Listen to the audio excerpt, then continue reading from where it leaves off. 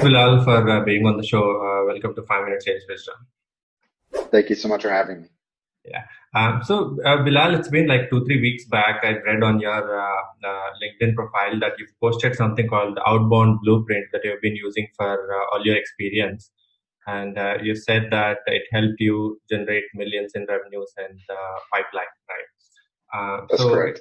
Yeah, it would be great if you could take us through what do you mean by that exact Outbound Blueprint and what are the steps that you've been following and Definitely. Well, I think that the main thing to keep in mind is that everybody everybody would want outbound to work faster than it does, but that's not how it works, right? It's a process. And the reality is that if you don't follow the process and you try to cheapen it or do it quickly, it doesn't the quality goes down.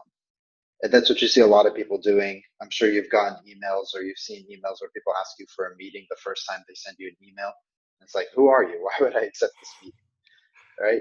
yeah. And if people knew the statistics about cold outreach, they'd realize that asking for a meeting on the first touch is crazy Mhm. because it's Yeah. less than 1% likelihood of a response. Now, there are some people that maybe do it a little differently, but I'm talking about cold outreach where you don't know the person doesn't know you, which a lot of sellers do.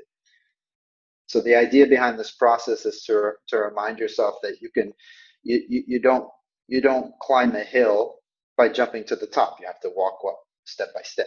So this is the step-by-step process on how to get up the hill. And the idea is every touch builds upon the next so that you're actually maximizing your opportunity of getting a meeting where it's most likely, which is the fourth to seventh touch. Because Mhm. when you've never heard of something before, and I mention it to you the first time, it passes through your mind. If I mention it to you again, you think to yourself, I may have heard that before. If I say it to you a third or a fourth time, by the fourth or fifth or sixth time, it creates brand recognition. You go, oh, I know that thing. I've heard it enough times now that I can recognize it. And Mhm. that's what a seller has to do in order to get a meeting.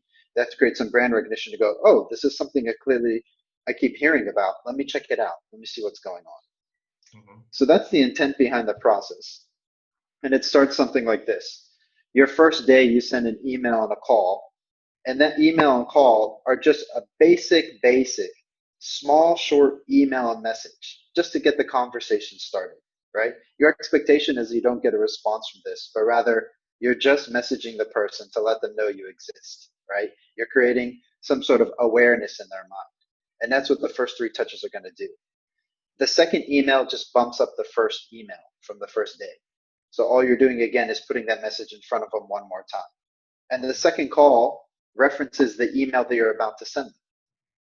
So by now, you've already done three touches, and you're about to do your fourth touch, which is your fourth email. And that fourth email is the one where you actually have a very clear call to action, and you're actually going to describe something that you think you can help them with.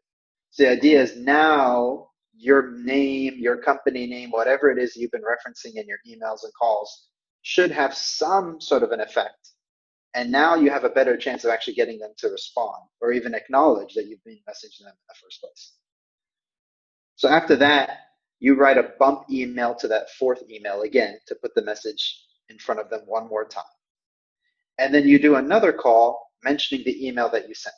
So at this point, you've now done four emails, two actual emails and two bump emails, and three calls for a total of seven touches. And you do it around 2 weeks' time. Mhm. So you don't actually have to produce a lot of content to do this because you only write two emails. The other two emails are just bump emails. And you only need two calls, and the calls are just simply referencing the emails. So it's Mhm. very simple, low cost, if you will, in terms of producing. But Mhm. what comes out of this process is now you're ready to actually ask for a meeting.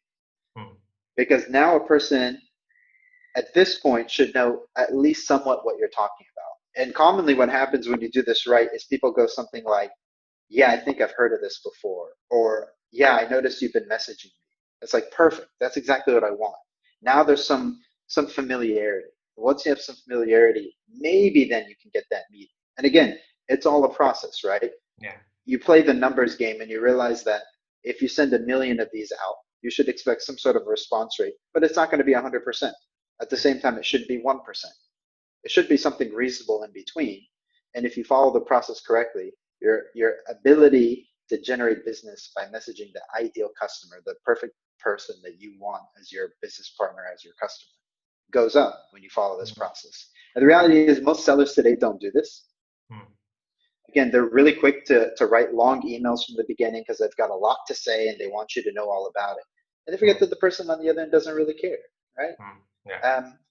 That's the problem. If a person isn't already acknowledging that they have a problem. Thanks, Bilal. Thanks for being on the show.